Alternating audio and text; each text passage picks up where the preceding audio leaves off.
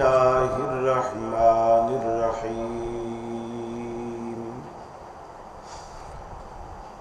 يا أيها الذين آمنوا قوا أنفسكم وأهليكم نارا وقودها الناس والحجارة عليها ملائكة غلاظ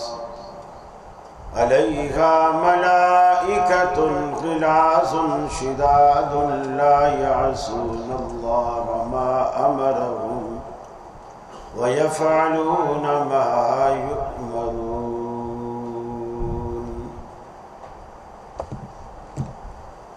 یہ مقصد ہے کہ دنیا سے جہالت دور ہو جائے، کلام اللہ سے مومن کا دل پر نور ہو جائے۔ عزیز دوستو اور بزرگوں، یہ چونکہ مارکیٹ کی مسجد ہے اور آج ورکنگ ڈے بھی ہے، اور یقیناً زیادہ تر تاجر حضرات ہی موجود ہیں۔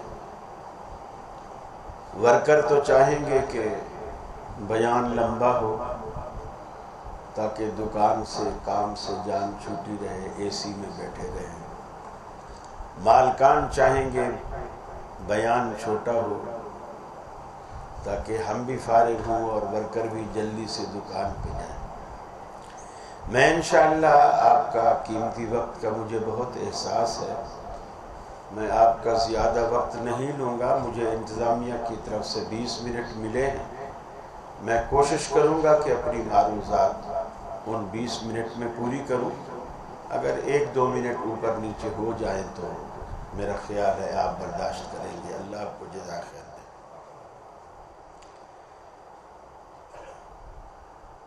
ہم یہاں جو مسجد میں آتے ہیں، رمضان میں روزے رکھتے ہیں، حج کے سیزن میں حج بھی کرتے ہیں، عمرے کرتے ہیں، بہت سارے لوگ زکوٰۃ بھی دیتے ہیں۔ ہم سب کا ایک ہی مقصد ہوتا ہے، چاہے وہ دیوبندی ہو، بریلوی ہو، شیعہ ہو، اہل حدیث ہو، ایک ہی مقصد ہوتا ہے کہ اللہ رب العالمین مجھ سے راضی ہو، میرے ان نیک کاموں کی وجہ سے اللہ مجھے جہنم سے بچا لے، اللہ مجھے جنت دے دے۔ اس کے علاوہ تو ان نیکیوں کا اور کوئی مقصد نہیں ہوتا ہے، یہی ایک مقصد ہوتا ہے۔ لیکن اگر یہ نیکیاں کرنے کے بعد بھی ہم جہنم سے نہ بچ سکے اور جنت میں نہ جا سکے تو پھر یہ نیکیاں سوائے اس کے کہ ہم نے وقت برباد کیا اور تو اس کا پھر کوئی فائدہ نہیں۔ اگر یہ نیکیاں ہمیں جہنم سے بھی نہ بچائیں اور جنت میں بھی نہ لے جائیں۔ 4 باتیں میں آپ سے کروں گا اور آخر میں 5ویں بات صرف تاجر حضرات کے حوالے سے کروں گا۔ پہلی 4 باتیں سب کے لیے۔ یہ عمل ہمیں فائدہ کب دیتا ہے؟ جب یہ عمل اللہ قبول کر لیتا ہے، اور اللہ ہر کسی کا عمل قبول نہیں کرتا۔ آدم علیہ السلام کے 2 بیٹے تھے، سگے بیٹے، دونوں نے قربانیاں کی، دیگیں پکا کے باہر رکھ دی۔ اس زمانے میں یہ رواج تھا کہ قربانی، خیرات، صدقات وہ قبول ہوتے تھے، آسمان سے بجلی گرتی، جس کی دیگ میں گرتی اس کو سارا چٹ کر کے چلی جاتی، اور جس کو قبول نہ کرتی وہ رہ جاتا۔ دونوں بھائیوں نے قربانی کی، دونوں پیغمبر زادے ہیں، دونوں نے اللہ کے لیے کی۔ ایک کی قربانی قبول ہو گئی، دوسرے کی نہ ہوئی۔ یہی معاملہ آج بھی ہے۔ مسجدیں، آپ کا فیصل آباد بھرا پڑا ہے مسجدوں سے، کیا ہر مسجد میں پڑھی جانے والی نماز قبول ہو رہی ہے؟ نہیں، ایسا نہیں۔ البتہ میں یہ نہیں کہہ سکتا کہ اس مسجد کی ہو رہی ہے، اس مسجد کی نہیں ہو رہی، یہ میں فیصلہ نہیں کر سکتا، لیکن ضرور ہے کہ کچھ کے عمل قبول ہوتے ہیں اور کچھ کے نہیں ہوتے۔ اللہ تعالیٰ نے اس کا جواب یہ دیا کہ یہ جو ہم نے آدم کے ایک بیٹے کی قربانی قبول کی اور ایک کی نہیں کی، اللہ نے اتنا جواب دیا، انما یتقبل اللہ من المتقین، اللہ تعالیٰ تقوی والوں کی ہی عمل، قربانی، صدقہ، خیرات قبول کرتا ہے، ہر ایرے غیرے نتھو خیرے کی قربانیاں قبول نہیں کرتا۔ اب وہ جو تقوی والے ہیں اس کی 4 نشانیاں جن کے عمل اللہ قبول کرتا ہے۔ آپ اپنے اندر دیکھیں، اگر وہ 4 باتیں موجود ہیں آپ مطمئن ہو جائیں، اللہ کا شکر ادا کریں کہ آپ کی محنت وصول ہو رہی ہے۔ اس میں پہلی چیز ہے عقیدہ توحید، آپ کے دل میں شرک نہ ہو، ایمان میں شرک نہ ہو، اللہ رب العالمین کو آپ ایسا پاورفل مانیں کہ اس کے مقابلے میں کسی کو کچھ بھی نہ مانیں، وہ ایسا طاقت والا ہے، وہ دعائیں وہی قبول کرتا ہے، روزیاں وہی دیتا ہے، دکان ہر کوئی کھول کے بیٹھتا ہے۔ آپ کے کئی ساتھی ایسے ہوں گے، آپ کی مارکیٹ میں دکان ہوتی ہوگی لیکن اس کے برابر میں ایک دکان والے کو سر کھجانے کی فرصت نہیں ہوتی اور دوسرا دکاندار بیٹھا مکھیاں مار رہا ہوتا ہے۔ آپ اپنی آنکھوں سے یہ مناظر دیکھتے ہیں، یہ روزی ہم تقسیم نہیں کرتے، یہ اوپر سے تقسیم ہوتی ہے، یہ روزیاں اوپر سے تقسیم ہوتی ہیں، کس کو کتنا دینا ہے اور کیوں دینا ہے یہ وہ کرتا ہے۔ ہمارا کام ہے دروازہ کھول کے، دکان کھول کے اس کے توکل پہ بیٹھ جانا، گاہک بھیجنا ہمارا کام نہیں ہے۔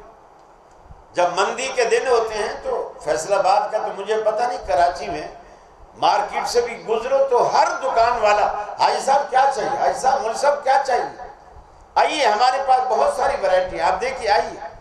ہم سمجھ جاتے ہیں کہ آج کل کاروبار مندہ ہے، گاہکوں کو کھینچ رہے ہوتے ہیں، وہ ادھر وہ ادھر، اور جب اللہ خوب دیتا ہے آپ مارکیٹ سے گزر جائیں گے کسی کی آواز نہیں آئے، ہر بندہ مصروف ہے۔ یہ تقسیم اوپر سے ہو رہی ہے۔ اللہ قرآن مجید میں کہتا ہے کہ اگر تم ضرورت مند ہو، تمہیں کوئی ضرورت ہے، کوئی بھی ضرورت ہے تو دینے والا میں ہوں، مجھ سے مانگو۔ فرمایا قال ربکم ادعونی استجب لکم، تمہارا داتا، تمہارا پالنہار، تمہارا پروردگار تمہیں کہتا ہے ادعونی استجب لکم، میرے بندو مجھے پکارا کرو، میں تمہاری دعاؤں کو، میں تمہاری التجاؤں کو، میں تمہاری درخواستوں کو قبول کرتا ہوں۔ ان الذین یستکبرون عن عبادتی سیدخلون جہنم داخرین، جو لوگ مجھ سے مانگنے سے شرماتے ہیں، تکبر کرتے ہیں، سجدے اس لیے نہیں کرتے کہ میں نے کاٹن کا کلف لگا سوٹ پہنا ہے، میری تو کریز ٹوٹ جائے گی۔ جو لوگ اللہ کے حضور سجدہ ریز ہونے سے بھی تکبر کرتے ہیں، سیدخلون جہنم داخرین، ان قریب رسوا کر کے ذلیل کر کے ہم انہیں جہنم رسید کریں گے۔ اللہ کہتا ہے من لا یسأل اللہ یغضب علیہ، جو بندہ مجھ سے مانگنا چھوڑ دیتا ہے میں اس سے ناراض ہو جاتا ہوں۔ اہل حدیثو، اللہ سے مانگنے کی عادت ڈالو، صبح مانگو، دوپہر مانگو، شام مانگو، اپنی خیر مانگو، بچے کی کامیابی مانگو، اپنے گھر کا سکون مانگو، اپنے شہر کا امن مانگو، جب بھی مانگو رب العالمین سے مانگو۔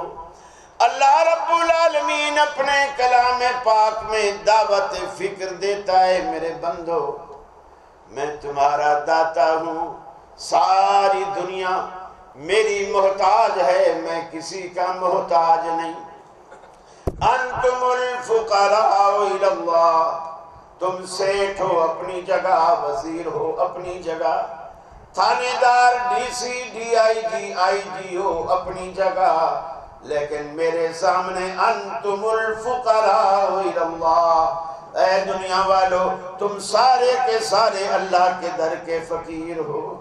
وَهُوَ الْغَنِيُّ، بادشاہ صرف اللہ کی ذات ہے، کسی کی اس کے آگے نہیں چلتی، وہی اللہ رب العالمین، اللہ رب العالمین بادشاہ، باقی ہم سارے فقیر ہیں، اور اس سے مانگو بھی فقیروں کی طرح، فقیروں کی طرح مانگو۔ جس طرح فقیر کیسے سیٹھ کے آگے کھڑا ہو، ہاتھ بھی اس کے اسی طرف ہوتے ہیں، توجہ بھی اس کی اسی طرف ہوتا ہے، اور پھر مانگنے سے پہلے سیٹھ کی کتنی تعریفیں کرتا ہے، کتنی تعریفیں کرتا ہے۔ مانگنے کا اللہ سے بھی یہی طریقہ ہے، پہلے اللہ کی حمد و ثنا، پھر نبی کریم پر درود، پھر آپ اپنی درخواست پیش کریں، جو اللہ سے مانگنا ہے مانگیں۔ تو سب سے پہلا جو عمل کو قبول کرانے والی چیز ہے وہ ہے توحید۔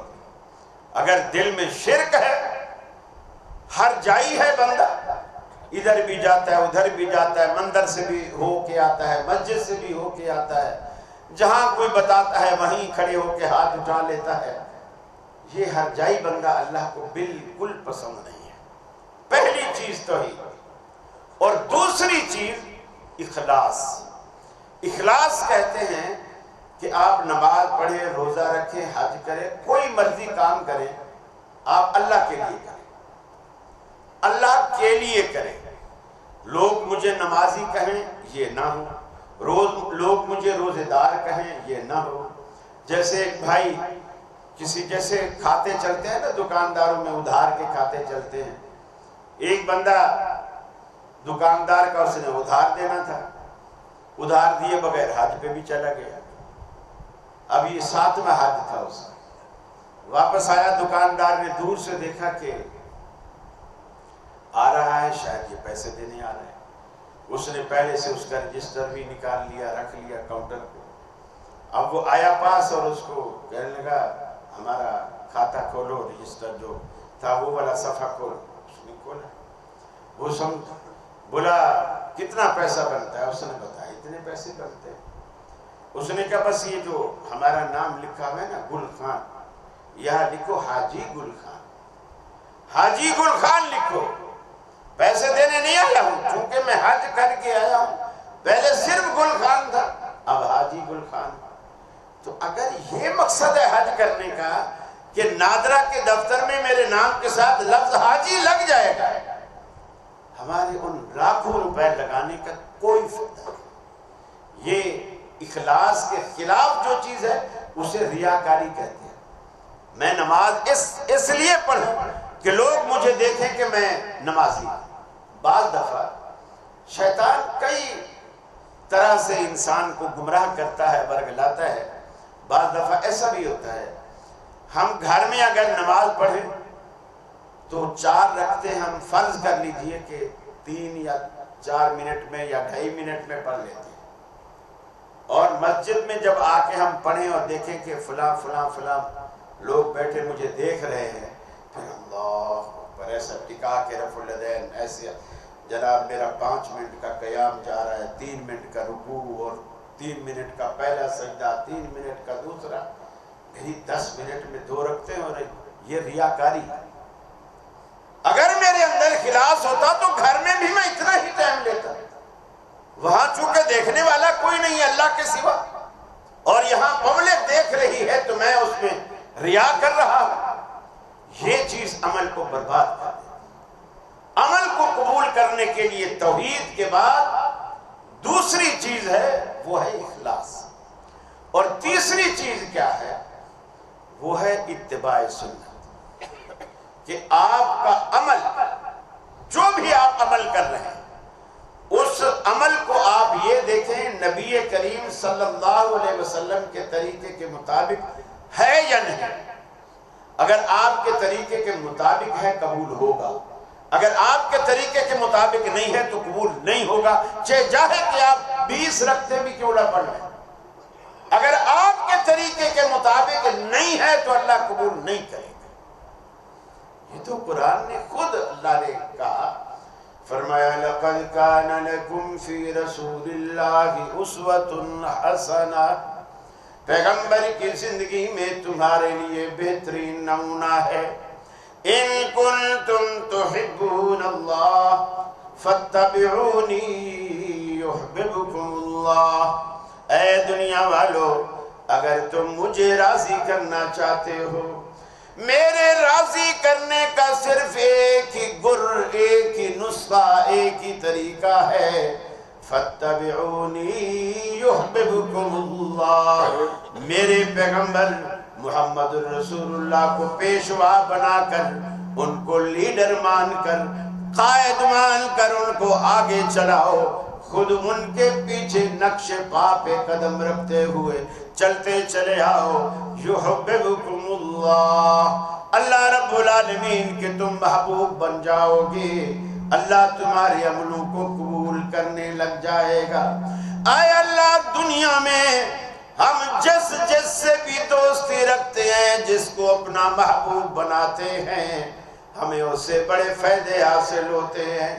دکھ سکھ میں دوست کام آتے ہیں، خوشی غمی میں دوست کام آتے ہیں، ضرورت پڑ جائے تو ادھار مانگنے کے لیے بھی دوست کام آ جاتے ہیں۔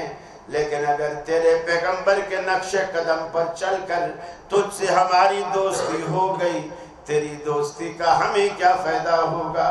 فرمایا یغفر لکم ذنوبکم، میرا فائدہ یہ ہوگا میری دوستی کا، میں تمہاری ساری زندگی کے گناہوں کو معاف کر دوں گا۔ واللہ غفور الرحیم، اللہ بخشنے والا مہربان ہے۔ یہ 3 چیزیں ہو گئی، پہلی توحید، اخلاص اور اتباع سنت، اور چوتھی اور آخری چیز یہ، آپ صلی اللہ علیہ وسلم نے فرمایا اللہ تعالی حرام رزق سے پلنے والے جسم کا کوئی عمل قبول نہیں کرتا، کوئی عمل قبول نہیں کرتا۔ عمل تو دور کی بات ہے، اگر وہ دعا کے لیے ہاتھ اٹھائے نا اور روئے، گڑ گڑائے، آنسو بہائے، وَيَقُولُ يَا رَبْ يَا رَبْ، چلائے پکارے اللہ میں مر گیا، میں ڈوب گیا، تیرے سوا میرا کوئی سہارا نہیں، اللہ کو پکارے۔ اللہ کہتا ہے کیف یستجاب لذالک، اس بدبخت کی دعا کو میں کیسے قبول کروں؟ متعبہ حرام، مشربہ حرام، ملبسہ حرام، وغذی بالحرام، اس کا تو کھانا حرام کا، پینا حرام کا، پہننا حرام کا، اس کی تو حرام اس کی گھٹی میں پڑ چکا ہے۔ کیف یستجاب لذالک، میں اس کی دعا کو کیسے قبول کروں؟ حتیٰ کہ حرام کے پیسوں کے ساتھ احرام کی 2 چادریں خریدتا ہے، احرام کی چادریں باندھنے کے بعد منہ سے نیت بھی کرتا ہے، تلبیہ پڑھتا ہے، اللہم لبیک لبیک لا شریک لک لبیک ان الحمد والنعمت لک والملک لا شریک لک۔ اللہ کہتا ہے لا لبیک ولا سعدیک، نہ تیرا پکارنا ہمیں منظور، نہ تیری حاضری ہمیں منظور۔ اب دنیا میں آ کے کہتا رہے یار سرکار نے ہمیں یاد کیا، مدینے والی سرکار نے یاد کیا، ہمارا ویزا لگ گیا، منظوری آ گئی، ادھر سے منظوری آئی۔ اللہ کہتا ہے کدھر سے بھی منظوری آئے، اگر تیرے تن پہ لباس حرام پیسے سے ہے، لا لبیک ولا سعدیک، نہ تیرا تلبیہ ہمیں قبول ہے اور نہ تیری حاضری ہمیں قبول ہے۔ یہ 4 بنیادی باتیں آپ ماشاءاللہ کمائی کے اڈے پر بیٹھے، مارکیٹ کمائی کا ایک اڈا ہے، مارکیٹ کے کچھ اصول ہیں۔ حضرت عمر رضی اللہ تعالیٰ عنہ کے دور خلافت میں ان سے کہا گیا کہ امیر المومنین ایک بندہ کشمش آ کے بیچتا ہے مارکیٹ میں، پوری مارکیٹ کا جو ریٹ چل رہا ہے اس سے اچھا خاصا کم پیسوں میں آ کے بیچتا ہے اور ساری مارکیٹ کو خراب کرتا ہے۔ آپ نے اس کو بلوایا کہ تو کیوں مارکیٹ خراب کر رہا ہے؟ اس نے کہا میں تو سستی بیچ رہا ہوں۔ اب یہ تو اچھی بات ہے، اعتراض تو مہنگی بیچنے پر ہونا چاہیے نا، وہ تو سستی بیچ رہا ہے۔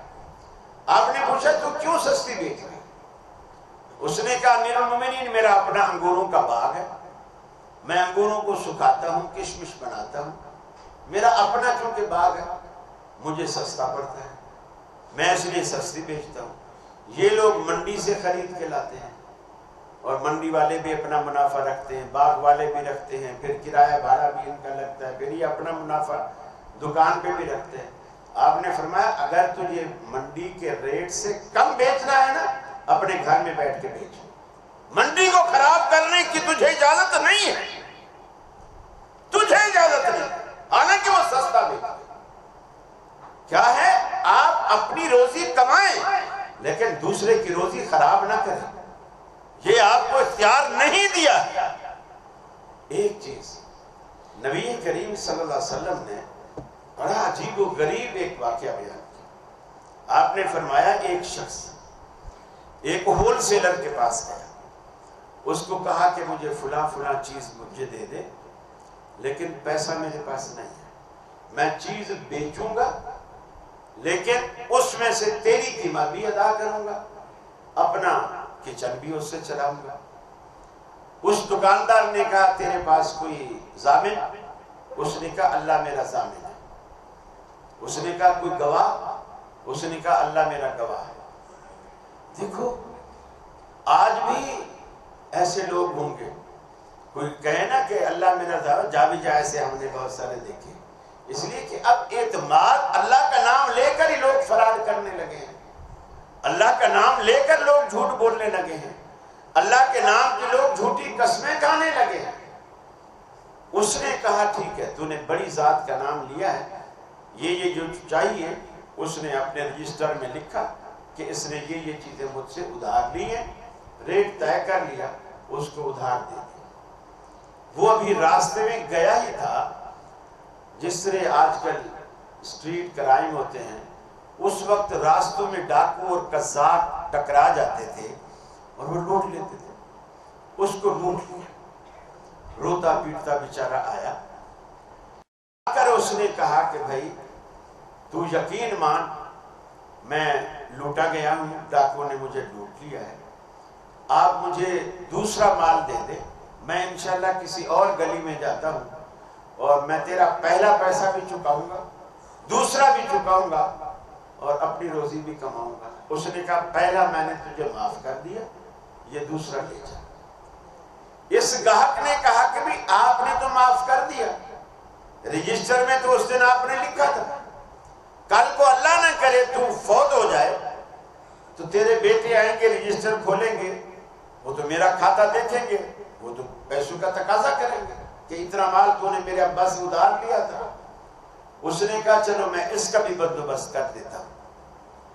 اس نے نوکر سے رجسٹر منگوایا اور حدیث میں آتا ہے کہ اس بندے نے اس گاہک کے کھاتے والا جو ادھار والا صفحہ تھا اپنے ہاتھ سے اس کو پھاڑ کے ٹکڑے ٹکڑے کر کے اس کو پھینک دیا، بولا جا آج کے بعد میری اولاد بھی تجھ سے اس کا حساب نہیں لے گی، ہم نے تجھے معاف کیا۔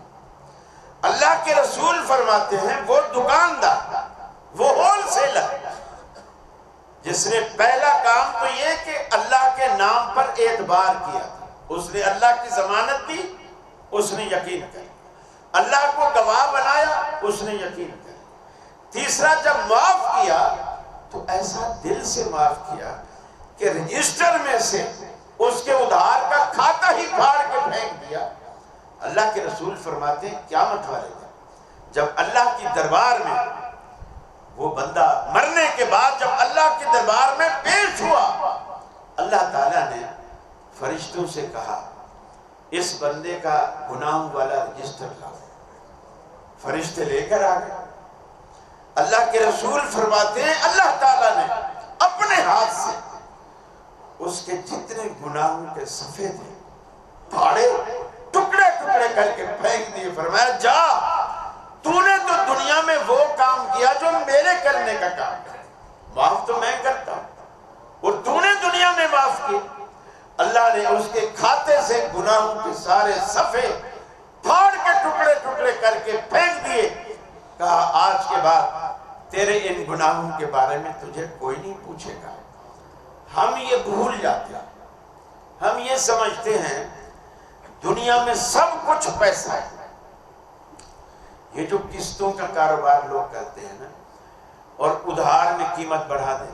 ایک تو آدمی غریب, یکمشت پیسہ نہیں, وہ دے نہیں سکتا, لیکن اس غریب کو اگر وہ ابھی پیسہ دیتا تو 10 روپے کی چیز تھی, اب اگر مہینے بعد دے گا تو 15 روپے کی. یہ عجیب, ہم بنیے بن چکے ہیں, ہم بنیے بن چکے ہیں. سود ہر چیز میں ہم لگائے بیٹھے ہیں. دکاندار کہتا ہے مجھے کیا فائدہ, میں جو ادھار دوں پیسہ تو ہر روز ڈی ویلیو ہو رہا ہے, قیمت اس کی نیچے آ رہی ہے, یہ مہینے بعد پیسہ دے گا. میرا پیسہ اگر مارکیٹ میں رولنگ میں رہتا تو میں 10 روپے کو 20 روپے بنا لیتا, 25 بنا لیتا. اب یہ جو ادھار لے کے گیا ہے میرا پیسہ تو وہی باؤنڈ ہو گیا. اللہ کے رسول فرماتے ہیں, چونکہ ہم سوچتے ہیں ہمیں کیا ملا, اللہ کے رسول فرماتے ہیں تمہیں کیا ملا. آپ بتاتے ہیں جس دن آپ کسی کو ادھار دیتے ہیں, جتنی رقم ادھار دی, اس دن سے لے کر اس کی واپسی کی تاریخ جو آپ نے مقرر کی, اس تاریخ تک اتنی رقم ہر روز اللہ کے نام پر صدقہ کرنے کا ثواب اللہ تعالیٰ آپ کو دیتا ہے ہر روز.